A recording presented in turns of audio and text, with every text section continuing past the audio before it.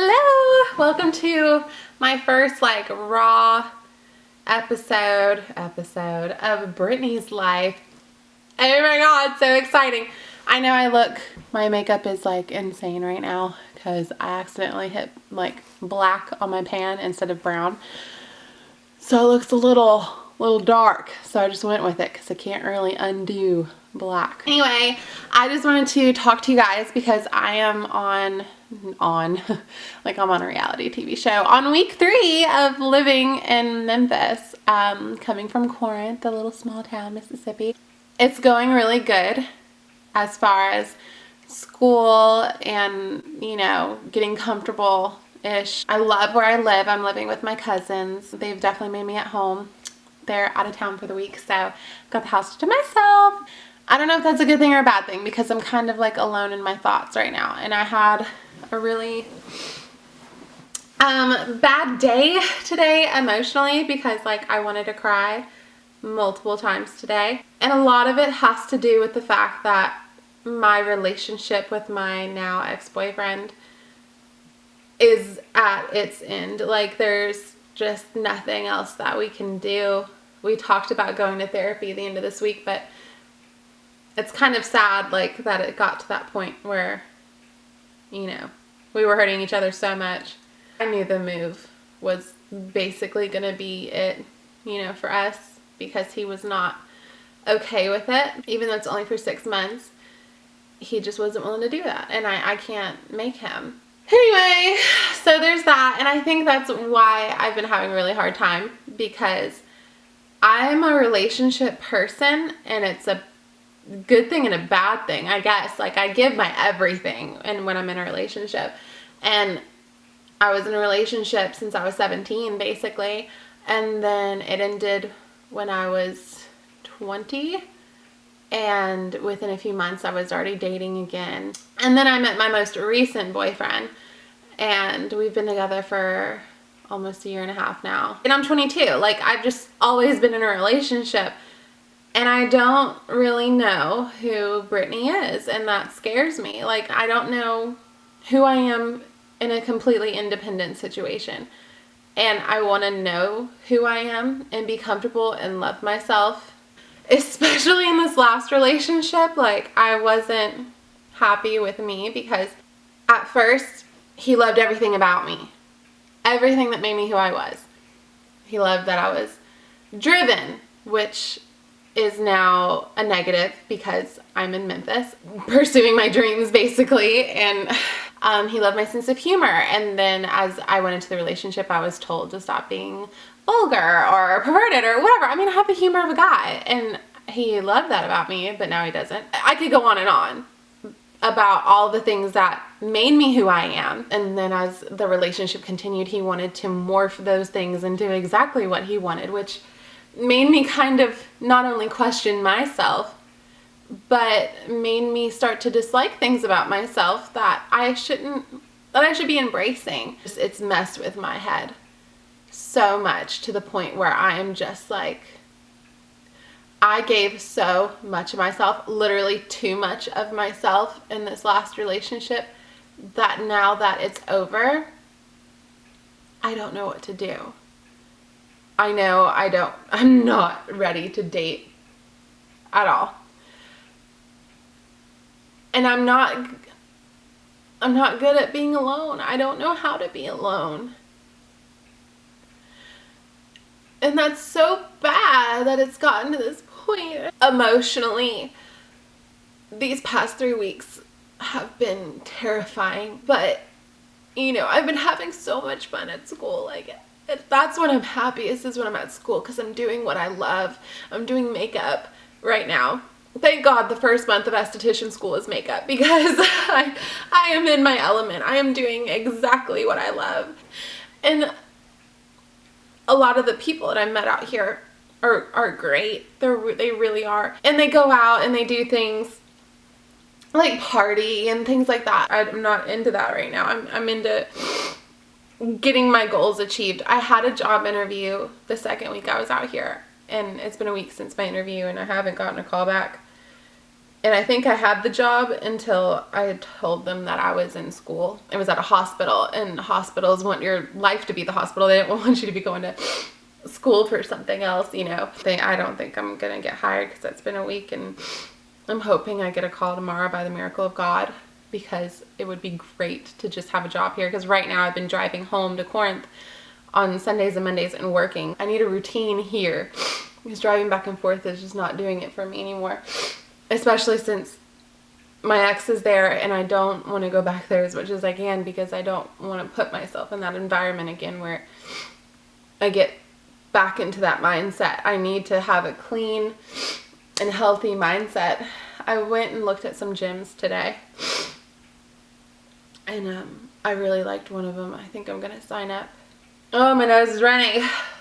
I don't want to be like upset. It's just a lot to talk about because my mom called me today, and she could definitely tell something's wrong, and I can't even really say what's wrong because I really don't know what's wrong. I'm just sad. Like, I'm happy, and I'm so blessed.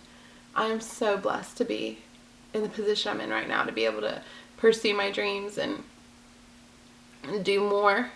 But I guess I'm at that part, like, in between, you know, but I feel like once I get myself figured out and I get a good job out here, I'll be okay. I just got to get past this whole, you know, getting over a very dramatic relationship that has just had a very big impact on my life. I really want to focus on my YouTube channel. There are so many things I want to put all my energy into. I want to get back to doing what Brittany loves to do, and focusing on Brittany and learning who she is. I might not even date until I'm 25, 28, I don't know. I just want to be loved for who I am, and I know I'm difficult to deal with. I ain't even gonna lie. I am a mess and a half. I am emotional, I am goofy, I am loud, but I'm young. I'm 22, and I feel like I'm so old. And I feel like I've grown up so fast, which is all, you know, all on me. I've made decisions to do that. But I feel like I haven't slowed down and said, okay, Brittany, you need to take care of you. You need to focus on you. You need to do what makes you happy. And it's like something in the back of my head told me this time around to do what makes me happy regardless of what anyone else says. I want to unapologetically be myself. And I can tell that I'm falling into a depression again because I'm gaining weight. And that's another reason why I went and signed up for a gym, because I'm like, I'm going to put a stop to this before I blow up like a balloon the last time. Because the last time I gained like so much weight. And this time I'm stopping myself before it gets way too far. This is such a sad first video, like, but I was on my way home from just being out today, and I'm just like, oh my God, I'm so sad. Why am I so sad? And I know it's because I just have given so much of my spirit and invested so much of my spirit into this person, and now that that person is gone, I've lost a lot of myself along the way, and so I'm almost like left standing empty. And now that I'm completely alone, even away from friends and family back home, it's like hitting me like I am missing a big part of myself, and that's not okay. Y'all want to meet Red? Come here. It's your big old fat kitty. Hello, hello. These are my little buddies. There's another one. TJ. Oh, Jesus, Lord Jesus, Lord Jesus. Okay, fine. I didn't want to hang out with you anyway. Those are my big old kitties that sleep with me and are keeping me company while my cousins are out of town. I don't want to seem like I'm just talking crap about my ex, like, at all. I don't want this whole video to even be about my ex at all. because he deserves to be happy. I deserve to be happy. I wish him the best, and I hope he finds his happiness. I really do, because I am not his happiness. I don't think anyone should be somebody's happiness, but I don't make him happy anymore, and we both need to be happy. I think another thing is, like, I have a lot of anxiety about not having a job in the field that I got my degree in, which is radiology. I've been looking. I need to look more. And that's what I had my interview in this past week. But I know that it's going to be really hard to find one with my school schedule being Tuesday through Saturday, 8 to 3. I guess I don't know why I feel like I'm supposed to have everything figured out right now. I'm in a class of 34 women, and they're of all different ages. They're all at different walks of life, but most of them are around my age. It's nice to know that I'm not just on this blind journey. And there are people around me that I can relate to, and people around me that have the same interests as me. I don't want to just get on here and pretend that everything's okay when it's not. I want to be able to one day, fingers crossed, that when I am successful and I am happy at where I'm at and I am able to be comfortable in all different aspects of my life and just purely be happy, I can look back at this video and be like, I remember how she felt. Oh my gosh, she got through it and she didn't know she was going to get through it, because I know I'm going to get through it. And I've been praying a lot. I've been praying so much, especially this summer after I graduated from college, and my life just kind of was on cruise control until I came to school in September, and I graduated in May, so there was a healthy gap right there, and it was just it's in full force. It is at high speed, and I got a lot to do, a lot of work to do, a lot of figuring out, a lot of changes, self-actualization or whatever you learn in psychology. Let me Google that. Okay, self-actualization, a concept derived from humanistic psychological theory, and specifically from the theory created by Abraham Maslow. So shout out Abraham Maslow. Self-actualization, according to Maslow, represents growth of an individual toward fulfillment of the highest needs. Quest for spiritual enlightenment. Talk about the year of 22 in my life is the need for my spiritual enlightenment. I have never prayed so much in my life than I have in the past 3 weeks. Pursuit of knowledge. Yes, me right now. And the desire to give to society are examples of self-actualization. Which, on Monday, I had a girl and her boyfriend come into Subway, where I work. And she walked up to the counter, and I greeted them as usual, and she goes, oh my god, hey, like she knew me and I didn't know her, and I was like, hey, because I just, even if I don't really know you, I'm still gonna pretend I know you. So then she goes, are you Brittany? And I was like, yeah. And she was like, you taught me how to do eyeliner. And I was like, wait, I did it. And she was like, yeah. She said, I watched your YouTube videos and you taught me how to do eyeliner. And like literally just like the expression of on her face was just so pure and genuine and so sweet. And the fact that even if I just had the smallest effect on someone's life to teach them how to do eyeliner, and whenever they pick up an eyeliner pencil, they think of me, like in class. We're not allowed to wear makeup this whole month. We have to go to school with no makeup on, which is like a big deal for me. Olga be walking out of the house every day. It's a little bit crazy. Not used to it. And I got home today and I just felt so sad, and I put on makeup and it made me feel so much better. It really did. I mean, it didn't cure me, obviously, because I still sat on camera and cried. But, I mean, it literally made me walk with my head a little bit higher when I was going to look for a gym and, you know, went and ran some errands.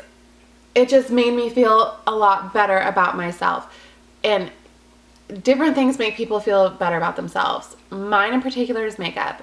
And I know there are women out there that can relate. I just love giving people that feeling, especially when I'm doing someone's makeup, where when I get done with their face and they look in the mirror, they immediately smile, or they go, oh my God. Like, I know I did a good job when they're sitting there taking selfies on Snapchat for like a good minute, you know? Like, I like to make people feel good, even if it's just temporary.